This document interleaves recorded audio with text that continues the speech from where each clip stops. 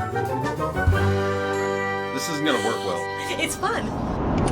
Hey everybody, welcome to Dirt Guy Drive Time. This is the show where I talk about random crap that'll change your life while I'm driving home from work.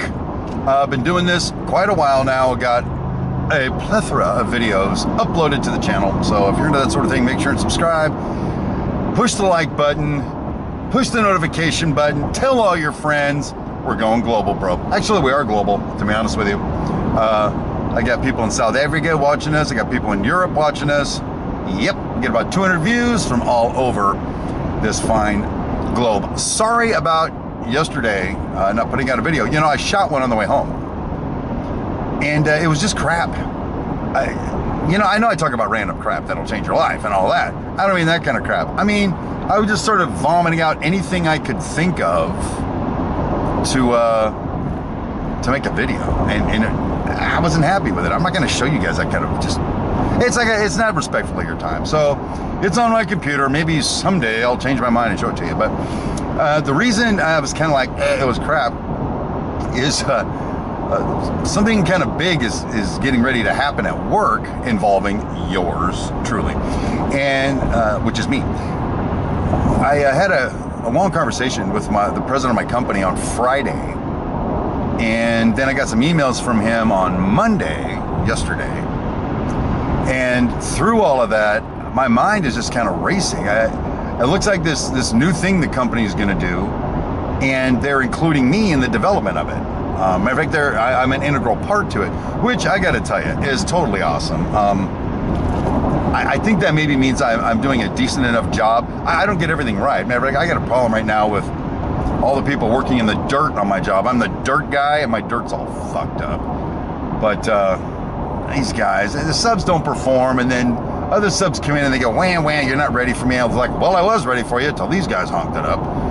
This is not going well, to be honest. I'll be glad when that part's over. I'll be glad when this hotel's done. I'm sick of going here, to tell you the truth. But I digress. So, my mind was thinking a lot about this development Sunday night and during the day Monday, and I was kind of really obsessed with it. So I didn't really have much to talk about in that regard. So forgive me for that, missing that video. But as I thought I had something else to say. What was I going to say? I don't know. I have a video coming out tomorrow night on the Vibe Church channel.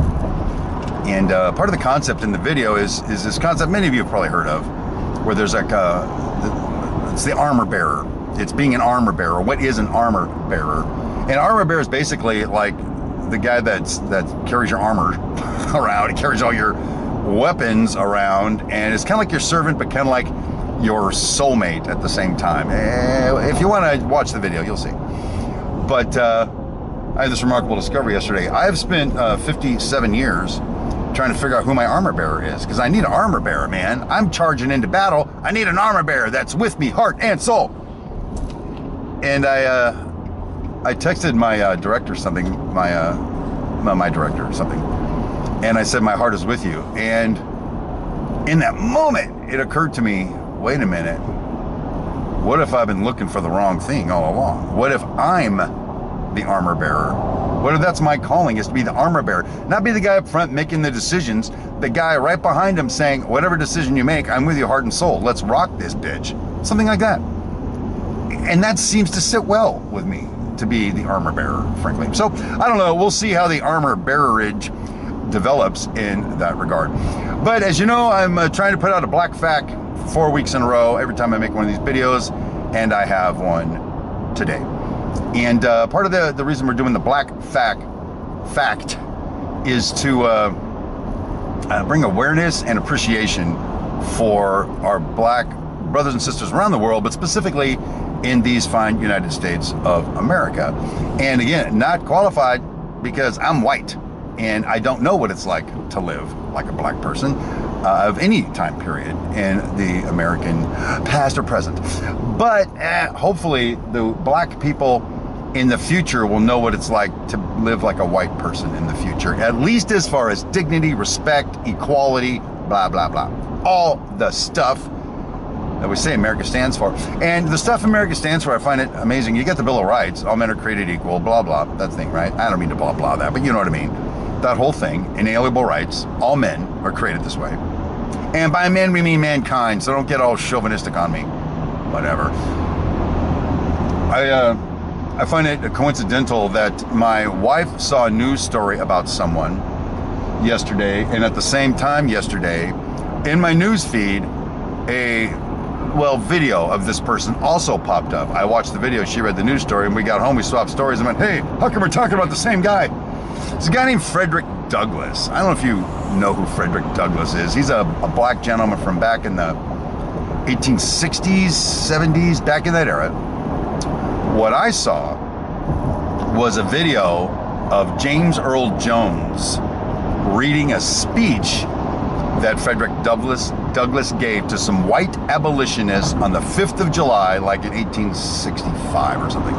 Somewhere in there. Forgive me for not having the right date.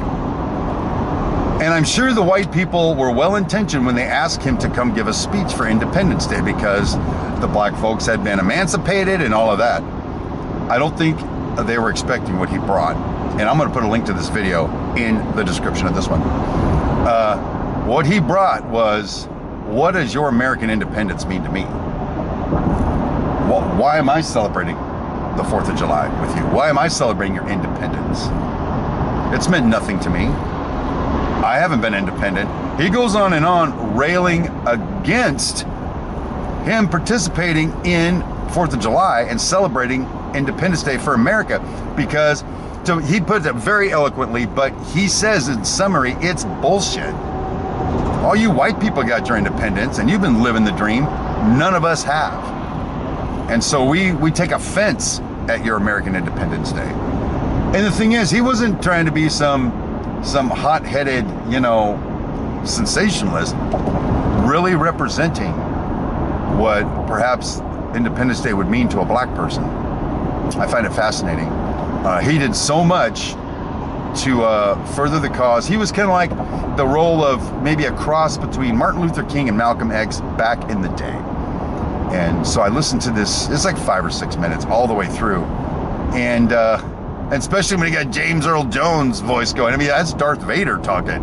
He's talking in his deep voice like this. It's amazing stuff.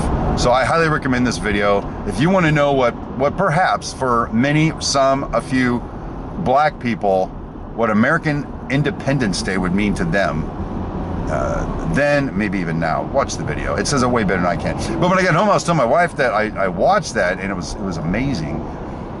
She said, and she kind of got a little teary, and I'm like, what's up? She goes, Frederick Douglass, right? And I said, yeah. He goes, while they're going through the South, taking down rebel flags, statues of Confederate generals, all these icons to fighting for slavery, fighting for the oppression of black people is what we in the modern age sort of boil that down to, fighting for that. They're taking all that down because how offensive to a black person to have a guy that was saying, you need to be a slave for the rest of your life, and so do all your kids, and we need to keep you abusing you so we can have all luxury in the South, right? Yeah, take it down. Well, some of these racist bastards, in retribution for that, went and tore down a statue of Frederick Douglass. Now, I don't know what your point of view is on that, but that just tells my wife and I, and we were saying it again, this is just, it's not getting better. It's not gonna end. We keep seeing stories mostly in social media because the news don't want to report it. It ain't news anymore. We got to go back to the COVID thing. We got to talk about election shit. Whatever with this whole Black Lives Matter thing. Whatever. They've got their airtime. So social media's picked it up and it's blowing up. All these stories still happening, current things happening now to black people. In the United States of America, where everyone's supposed to be created equal, everyone's got equal rights, and it's not happening. And it just bothers us quick to our core, right down to our bones. So listen, if I'm going to be an armor bearer, I need to find my Jonathan, if you know the story, and see what I can do to be with you heart and soul to stop this madness, if it can be stopped. So anyway, That is your black fact. That's your work update, and that's my poor excuse for why you didn't get a video yesterday. And tomorrow you won't get one because I'm putting out the Vibe Church's new video. Go check that out. Link in the description if you want to go there. But Thursday I should be back, unless of course my mind is just fried again from all the things I've taken in. So there it is, Bob's your uncle. My name is Steve Brown, and remember to watch the Frederick Douglass video. Links in the description. I wouldn't lie about it.